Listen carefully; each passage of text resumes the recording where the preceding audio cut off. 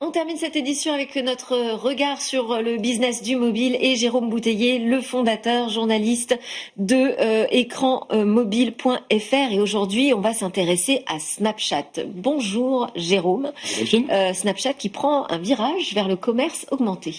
Oui, je voulais vous parler aujourd'hui de Snapchat, une application lancée il y a déjà 14 ans par l'américain Evan Spiegel, qui a multiplié les innovations ces dernières années, mais qui n'a peut-être pas la reconnaissance qu'ont d'autres super apps comme WhatsApp, Instagram ou TikTok. Snapchat, aujourd'hui, c'est 930 millions d'utilisateurs dans le monde, on s'approche du milliard, et une communauté extrêmement active qui produit 5 milliards de snaps tous les jours pour alimenter l'application. La France est le 3e marché de Snapchat dans le monde, derrière les États-Unis et l'Inde. C'est à peu près 20 millions d'utilisateurs tous les jours. C'est l'équivalent d'une grosse chaîne de télévision. Et pour l'anecdote, Evan Spiegel a la nationalité française, qu'il a obtenue de la part d'Emmanuel Macron, et il a une petite maison dans Paris où il se rend régulièrement. Alors, en quoi Snapchat est innovant ? Snapchat, c'est les inventeurs du selfie. À l'époque où Instagram tournait sa caméra vers son assiette ou joli paysage, on ouvrait Snapchat avec sa photo en ouverture. Et ils ont introduit plein d'innovations. Alors il y a eu par exemple les photos éphémères pour effacer les photos compromettantes. Ils ont également introduit les premiers filtres en réalité augmentée pour embellir ou transformer son visage. Il y a eu aussi pas mal d'innovations dans le domaine des avatars avec le rachat de Bitmoji, des cartes de ses amis avec le rachat de Zenly.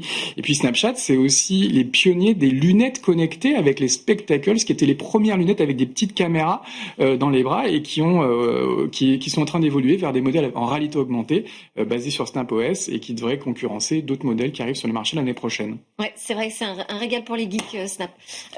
Et en termes de réalité augmentée, alors c'est un format qu'ils ont développé, qu'ils déclinent en publicité pour les annonceurs. Ça fait déjà plusieurs années qu'ils proposent ce qu'ils appellent des lens, qui permettent aux utilisateurs d'interagir avec les marques. Alors pour les fêtes de fin d'année, par exemple, il y a des annonceurs dans l'électroménager comme Boulanger qui utilisent des doubles lens, avec une lens pour transformer son visage et puis une lens pour filmer son environnement en mettant par exemple des objets qui sont en vente chez soi ou autour de chez soi. Et c'est une mécanique très intéressante qui combine du user generated content. La marque n'a pas besoin de créer des spots, ce sont les utilisateurs eux-mêmes qui vont les créer à sa place.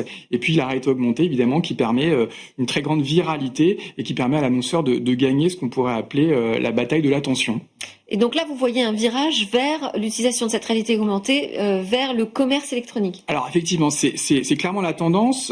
Aujourd'hui, Snapchat, c'est avant tout un média. On sent que leur objectif, c'est de permettre aux consommateurs d'interagir. Mais il y a un virage vers le commerce électronique. Alors, c'est pas encore officiel chez Snapchat, ça va arriver bientôt.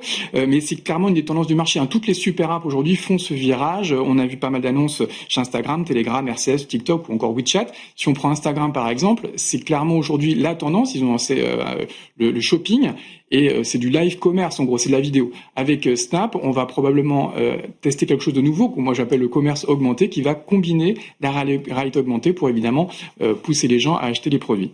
Et donc ça pourrait fonctionner avec des lunettes. Alors aujourd'hui c'est encore de la R&D, mais les lunettes effectivement vont remplacer le smartphone et Snap travaille depuis déjà quelques années sur tout un tas d'applications sur leur modèle en réalité augmentée. Alors on a vu par exemple des systèmes de menus, on va pouvoir aller au restaurant et choisir les produits qu'on va vouloir commander.